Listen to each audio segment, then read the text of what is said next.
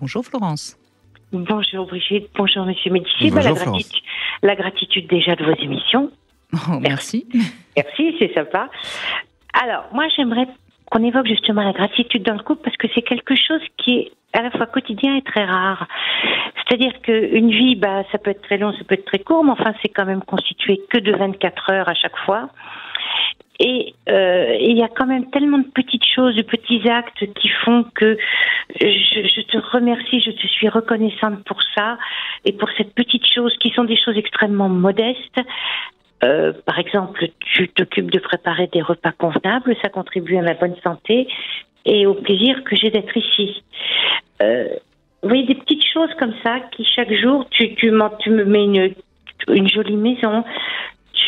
Pendant le confinement, tu me fais un joli jardin. Ce sont des choses extrêmement importantes et futiles qui font que la gratitude le matin quand on se réveille et qu'on vous apporte une tasse de café, vous vous dites quand même, c'est vachement bien d'être avec celui-ci ou d'être avec celle-là parce que quand même, il me fait une vie belle alors que ce n'est qu'une modeste tasse de café et que c'est pas ça qui changera le cours du monde.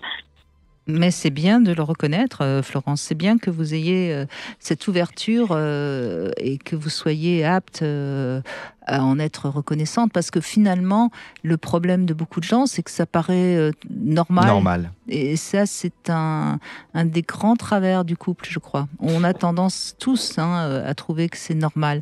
Et c'est bien que vous souligniez à quel point on peut quand même se rendre compte que tout n'est pas normal. Et ce que je trouve bien dans ce que vous dites, Florence, c'est que vous parlez de petites choses, mais qui font de grands effets. Vous voyez ce que je veux dire? Et chaque jour compte pour notre bonheur, vous avez absolument raison. Chaque jour compte. Et le plus grand gain, c'est de donner aux autres, mais la plus grande perte, c'est de se recevoir sans gratitude. Quand on reçoit quelque chose, dire un petit merci, c'est rien, mais c'est important. Voilà, qu'est-ce que tu es mignon d'y avoir pensé, vraiment, c'est rien, mais quand même. À côté de ça, qui vous répare la voiture, effectivement, ça, c'est chromosomique, un mec, ça sait réparer une bagnole. Mais il y a des tas de petites choses. Moi, il y a une chose dont je parlais avec votre assistante tout à l'heure, c'est que la vie quotidienne, justement, elle est là. Puis au bout de 30 ans, on se dit, oh là là, dis donc, il y a déjà eu 30 fois 365 jours. Mon Dieu, mais ça fait beaucoup. J'arrive même pas à calculer de tête. Mais il y a des choses qui sont très importantes pour moi. Chaque jour, la gratitude qui s'exprime lorsque l'on rit ensemble. Et ça, quelqu'un qui me fait rire, avec qui j'ai de la gratitude pour quelqu'un qui me fait rire pour une ânerie, pour des bêtises, mais qui me fait voir qu'il y a des choses qui peuvent être sympas et drôles dans la vie. Même... Oui, mais la capacité de rire et de s'amuser ensemble, c'est évidemment un des piliers positifs du couple. Moi, je crois. C'est presque aussi important de rire que de jouir ensemble. Mais c'est une forme de jouissance. Vous savez, ça me permet de témoigner ma gratitude à quelqu'un qui est un de mes anciens profs, vous voyez, Florence, et qui a eu 100 ans hier. Et j'ai beaucoup pensé à lui. Il a d'ailleurs été reçu par le président de la République. C'était mon professeur de sociologie, Edgar Morin, n'est-ce pas? Ah oui, oui, bien sûr. Edgar Morin dit une chose qui me fait écho à ce que vous êtes en train de nous dire dans l'émission de Brigitte, vous voyez. Il dit il y a 2 temps. Pour tout humain, il y a 2 temps. 2 temps de chaque jour, tout au long d'une vie. Un temps prosaïque. C'est le temps de, métro, boulot, dodo, nos activités, aller faire les courses, vous voyez ce que je veux dire, bon. Ouais. Et un temps poétique. Dans le temps poétique, il y a rire ensemble, il y a témoigner sa gratitude. Finalement, en y réfléchissant, il y a évidemment écrire un poème, écrire un livre, c'est du temps poétique. Passer un moment, une conversation avec des amis, c'est un temps poétique. Et évidemment que le temps prosaïque est beaucoup plus présent que le temps poétique, mais accordons du temps au temps poétique dans nos vies. Oui, c'est le temps créatif. Exactement. En fait. Oui, et ça, il n'y a pas besoin d'être un grand intellectuel comme Edgar Morin, parce que il y a des tas de petites choses sympas qui ne demandent pas non plus d'avoir un cerveau musclé pour profiter de cette vie qui tous les jours est là et ensemble. Voilà, je suis contente, t'es là. Ça me fait plaisir quand même que tu sois rentrée. C'est rien, mais quand même. Ça aurait été important si tu n'étais pas rentrée. Il doit faire bon vivre avec vous, Florence, hein? Bah, j'espère. J'en suis sûre, oui, parce que. Mais peut-être aussi que vous avez su choisir quelqu'un qui vous convient bien. Très souvent, on devient ingrat, et ce que j'aurais envie de dire, c'est qu'avant d'être ingrat vis-à-vis de l'autre, il faudrait déjà faire un petit peu son introspection. Au fond, est-ce qu'on a choisi la bonne personne pour nous? Bah, c'est le 3e. En fait, j'ai dû changer de mec à peu près tous les 20 ans. Mais je m'arrêterai là. Bon, d'accord. Donc, vous avez été peut-être un peu plus ingrate avec les 2 premiers, alors? Bah, plus on est jeune, plus on est ingrat. Ah, c'est intéressant. Oui, peut-être un peu. C'est-à-dire que enfin, on apprend la tolérance, peut-être, oui. Et puis, plus tout vous est dû. En même temps, Florence, est-ce que tout le monde se bonifie en vieillissant? Je me rappelle qu'un jour en off, on en parlait avec Brigitte. Vieillir, c'est naturel. Grandir, c'est un travail. Vous êtes d'accord avec moi? Et c'est pas le cas de tout le monde. Il y a des gens, malheureusement, qui ne se bonifient pas en vieillissant. Ils empirent parfois, vous savez. Ouais, mais moi, je repense à la chanson de Brassens. Hein, quand on est con, on est con. Voilà, absolument.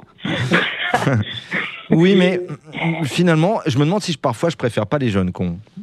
Au vieux con, oui. Au vieux con. Ça, c'est clair. Je vous assure, Florence. Et Brigitte et moi, on est en phase là-dessus, je dis franchement. L'espoir fait vivre. Non, mais en plus, enfin, comment dirais-je, on peut avoir un peu d'indulgence pour un jeune un peu con. La vie va lui apprendre et on peut espérer qu'il va s'améliorer. Un vieux con, je crois qu'il n'y a plus grand-chose à faire. Hein. Non, parce qu'en plus, il y a l'amertume qui vient se mettre dessus. Qu'est-ce qu'on est ingrat chez le jeune con, mais chez le vieux con, il y a l'amertume. C'est moins sympa.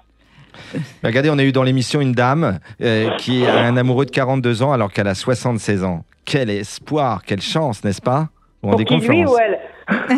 Bah écoutez, on en parlait après l'avoir eu en interview. Vous savez, hein, l'amour, c'est mystère qu'on ne sait pas. En tout cas, elle a l'air d'être bien heureuse, d'avoir une belle énergie. Et s'il est avec elle, c'est certainement qu'il y trouve son compte. Absolument. Oui, absolument. On n'a pas à juger, vous voyez, Florence, c'est exceptionnel. Non, on ne juge pas, mais c'est vrai que moi, devant des couples comme ça, je ne peux pas m'empêcher de penser à Harold et Maude. Et en fait, c'est Harold qui doit être plein de gratitude pour Maude. Oui, c'est vrai, vous avez raison, ce film qui date pourtant de déjà pas mal d'années. Qui était une belle pièce de théâtre, d'ailleurs, qu'avait joué Denise Gray, qui était exceptionnelle. Voilà. C'était surtout au départ une pièce. Oui, c'était une pièce de théâtre, bien sûr que j'étais allé voir. Et c'est vrai que c'était, pour l'époque, c'était assez révolutionnaire. Mais toutes les femmes seniors ne sont pas des Maudes, vous êtes d'accord avec nous, Florence? Malheureusement. Non, ce serait trop beau. Voilà, il y a aussi, rappelez-vous de Cilla Shelton, il y a aussi les vieilles aigries, Harpy, vous vous rappelez de Cilla Shelton? Tati Daniel. Donc voilà, c'est pour ça qu'on dit aussi que grandir c'est bien, mais il faut faire un travail sur soi. D'où l'intérêt des émissions aussi géniales que Brigitte. Et Brigitte, je peux vous dire que moi qui sillonne aux 4 coins de France pour faire des conférences, le nombre de gens qui, et là je me fais leur porte-parole, vous témoignent leur gratitude en disant que vous êtes une grande dame, qui sont heureux tous les ans de vous écouter, que vous les avez aidés. Et ils me le disent toujours de vous le dire. Donc là, je me permets, parce que c'est la dernière avant les vacances, de vous le dire. Vous êtes très aimés et l'émission devrait être reconnue d'utilité publique. Voilà. C'est vrai. Et à côté de ça, moi j'en connais qui me disent oui, j'écoute, mais j'écoute Brigitte Lahaie, mais tu le répètes pas, hein. Mais ça, c'est les gens qui... C'est comme s'ils écoutaient Brigitte Lahaie, l'actrice porno. Mais c'est pas grave, Florence. Chacun fait ce qu'il veut. J'ai pas... ça m'est égal. Moi, ça me fait plutôt rigoler. Mais bon. Oui, et puis je peux comprendre, parce que c'est un petit peu la force, mais l'inconvénient de mon image. Elle est tellement forte, comme je dis souvent, quand si je sors un livre qui s'appelle Aimer, on entend jouir. Voilà, c'est la puissance de mon image. C'est déjà pas si mal. Et c'est pas si mal. Je préfère qu'on entende ça que. Vous savez qu'il y a que les tièdes qui n'ont pas de gens qui les aiment pas. Il y a que les gens fades qui n'ont pas de gens qui les aiment pas. Vous voyez ce que je veux dire? C'est normal, ils n'ont pas de personnalité. Exactement. Et c'est des gens qui n'ont quelque part pas d'histoire. Et ça, c'est terrible. Oui, absolument. En tout cas, j'apprécie beaucoup votre témoignage, Florence. C'était beau, Florence. Qui nous montre bien, en effet, à quel point on a tendance à oublier que c'est pas forcément naturel qu'on nous apporte le petit déjeuner le matin, que c'est pas forcément... Et que si j'ai pas dit le petit déjeuner, hein. J'ai juste dit le café. Une tasse de café. Juste le café. Après, ça fait des miettes. Non. Il vous apporte ce que vous avez envie de prendre. C'est ça qui compte. Absolument. C'est ça qui compte. Oui. Eh bien, merci beaucoup, Florence. Je vous en prie, alors je vous souhaite de bonnes vacances. Merci, Florence. Au revoir, Florence. Au revoir.